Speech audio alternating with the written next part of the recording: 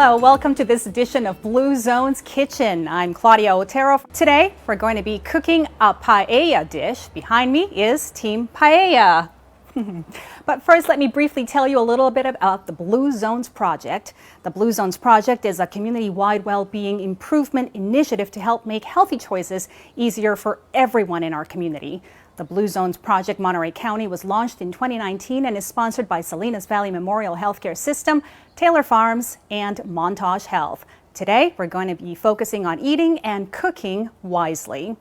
Cooking his fantastic and delicious Salinas Valley paella is local and legendary chef Ken Cookie Goebel. Ken will be teaching Jen LeBlanc from the Blue Zones Project team how to cook this delicious dish. Ken, Jen, take it away. Welcome to the Blue Zones Kitchen. I'm here with Jen and we're going to be learning how to make paella today. We're outside in a beautiful patio. We're trying to practice safe distancing here, and this is a family event that's all done in your patio. We're going to be cooking right over here on the barbecues, and the whole meal's done outside.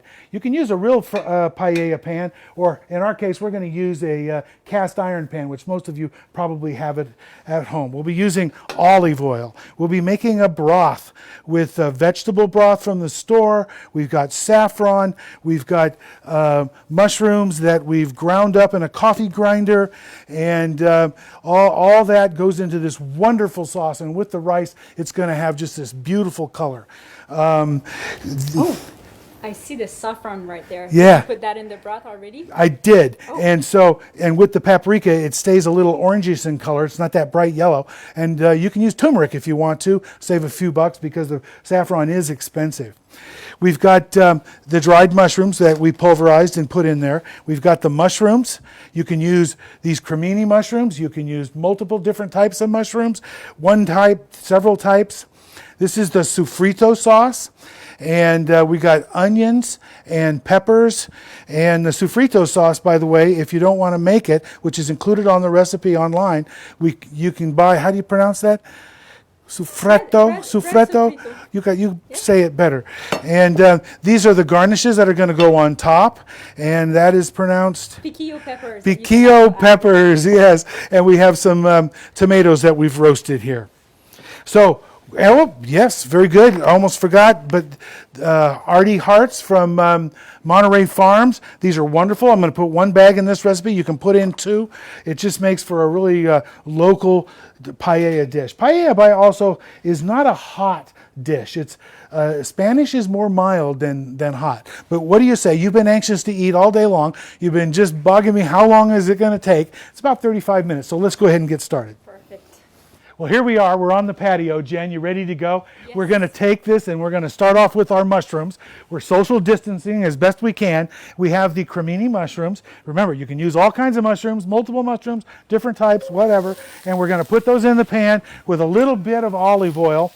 And why don't you give this a stir for me? Yeah, I'm ready. Yep, you are ready. You are just dynamite. Now we're going to cook this for about 10 minutes until the moisture cooks out of the mushrooms. We don't want added mushrooms. We want our stock to do the work with the rice, not the mushrooms. So we'll be back in just a minute. Okay, here we are. We're back again. The mushrooms have been cooking about 7 minutes or so, and they've got completely dry, as you can see here, right? All the moisture has been cooked out of them.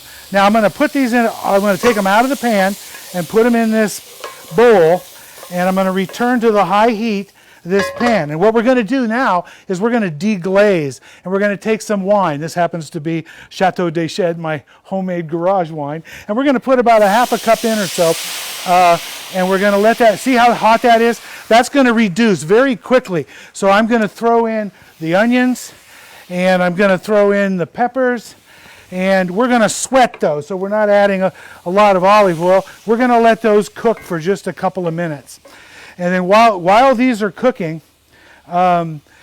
we can talk a little bit about what's next. So once these onions get transparent, I'm going to be adding the rice and the sofrito and the rest of these ingredients. And we've got our oven over here preset at 350 degrees.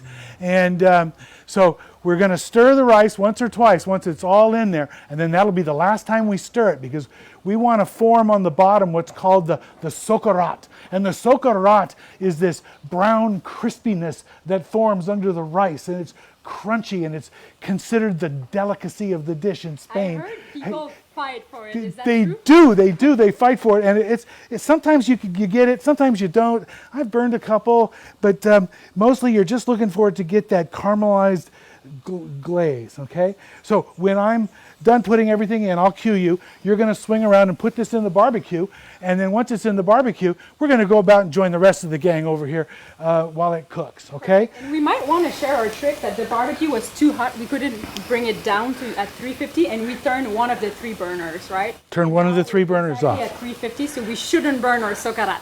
Yeah, that's it. Now these onions are almost transparent, and I'm going to go ahead and go for it. And what I like to do is I like to push them off to the side like this, because I like showing rings in my paella as I build it, right? And we're going to take the sofrito. Remember we made the sofrito.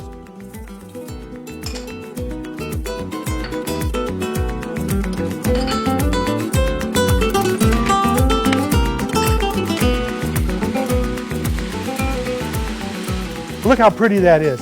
It's perfect. It just looks beautiful. We're going to let that just incorporate a little bit. Oh, I think I'd like to throw a couple bay leaves in. I got a couple of them stashed over here, and we'll work in a couple of bay leaves. Go ahead and give that a stir and incorporate everything at this point. Yeah, stir it all up. Stir it all up. Oh, it smells good. And while you do that, I'm going to add the artichoke bottoms. These are Artie Hearts from Monterey Farms, and go ahead and just incorporate those in.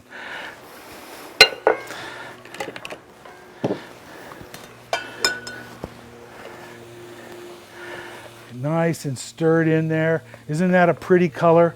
Okay, now we're going to add the mushrooms back in that all the liquid's been cooked out of, and go ahead and just incorporate those completely in. Too bad people cannot smell through videos because it smells really good. Yes, and for those of you that are at home, this is vegan, and we're not adding any butter anywhere along the line, no dairy products, no meat. Once again, we're going to go for some rings here, and we're going to push it all to the side. So go ahead and give me a nice hole in the middle, and we're going to come in now with our bamba rice, and we're going to put that in the middle. Again, I like to show rings as I build in front of the crowd. They enjoy watching the creation of the paella, because it's a thing where you stand and you talk to your friends while you do this. And I think you can go ahead and stir that in. Yeah, get that all incorporated. And now I'm a little nervous. We're starting to create the sokarat, right? No, not yet. Oh, not yet. Okay. But it will start soon. And I want to get that a little bit better incorporated.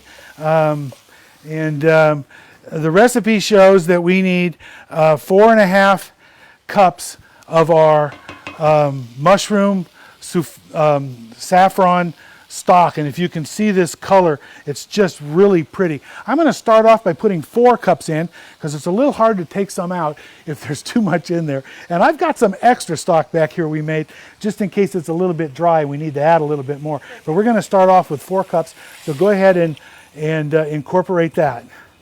Yeah, there was a bunch of, here, get that nectar off the bottom there. Yeah, okay. Now give that a good stir. One more time. This is the last time that we're going to stir the paella, because once this is evenly distributed, the rice amongst the mushrooms and the onions, we want that rice to cook, not unlike you would regular rice at home, but we want that layer at the bottom to form, so that it's the sokarat, which is that crispy little nectar at the bottom. You think that's well incorporated? Now this is heavy, Jen. So Jen is going to move this very carefully over to the barbecue. Oh, good, you got to handle that. That's the way. And just set it right in the middle, maybe towards the side that the 2 burners are on. There you go. Stand back, let the camera zoom in a little bit, and go ahead and shut that. And now we're going to wait about 10 or 15 minutes while that cooks, and we'll come back and visit it. We'll see if the socarat is forming, and we'll see how the rice is going. Typically, the bomba rice takes about 20 minutes to cook. So we'll be right back. Okay, we're back. This is the midway check, Jen. We're going to get in here and take a peek. It's sitting alongside, it's been perfectly at 350 degrees, sitting alongside our second paella because we got a big crowd today. Anyway, I'm just going to take a look in here and just see the bottom. Okay, so you see how it's wet down in there? Yes. So the socarat has not started to form yet, and I'm just going to grab a little bit of this rice, and we're going to close this up, and we're going to keep it cooking because I think it needs about another 10 minutes or so. The rice is, well, no, you taste that. So, you know, that's al dente right there. So maybe it's going to be less than 10 minutes even before it's done. Okay, here we are again. We're going to look for that socarat. I believe it's there. And then, Jen, I'm going to ask you to garnish it. You're the creative one, right? So we'll switch places, or I'll move back and we'll do that. But for right now, let's see if we got that socarat in here. Isn't that looking pretty? I'm going to get down in here and just scrape a little bit and lean up, and you see that brown? Wow. Right there. See that? Shotgun on Good that shotgun on that piece. Oh, yeah. That is beautiful. I can tell our paella is down. I'm going to try to do this. So now, Jen, come on over here, and real quickly now, I want you to design this top of this paella the way you visualize it. So these are the roasted tomatoes that you prepared, Ken, so I'm just going to put them on top. Okay. And we don't want to cover everything, so show some of the rice and stuff. Just a few peas. They're just like parsley on a, there you go. I'll just put like 3 little lemons. How about 6 around the side? Then that way you got kind of everybody gets one, 6 people servings. Oh gosh, does that look pretty? We want to get in close on that. Look at that. I'll put a few piquillo peppers here. Beautiful red, green, yellow. It's paella, huh? I think that's it. Okay, if you like it, they're going to like it. We're going to give that about 2 minutes. Go ahead and close the dome. And we'll give that about 2 minutes to warm up some of those ingredients we just put on top. Then we're going to come back and eat the paella. The best part of the whole day, Yeah, right? that's it. Okay, we'll be right back. Well, here we are, and here is the Salinas Valley Paella. It looks absolutely delicious. Look how beautiful and colorful it is. Some very healthy ingredients in there. So I just want to point out this right here, this little burnt area. It's not burnt, but it looks it. It's called the socarat, and apparently people fight over this. So you all better just stand back. I don't want to have to fight any of you, so I'm going to try this now. I'm very excited. Yeah? Oh yeah, this is wonderful, thank you. Recipe by Chef Ken Cookie Goebel and Team Paella here. Thank you so much. We hope you enjoy this, and I hope you can enjoy it with your families during the holidays from the Blue Zone's Kitchen. Take care, bye-bye.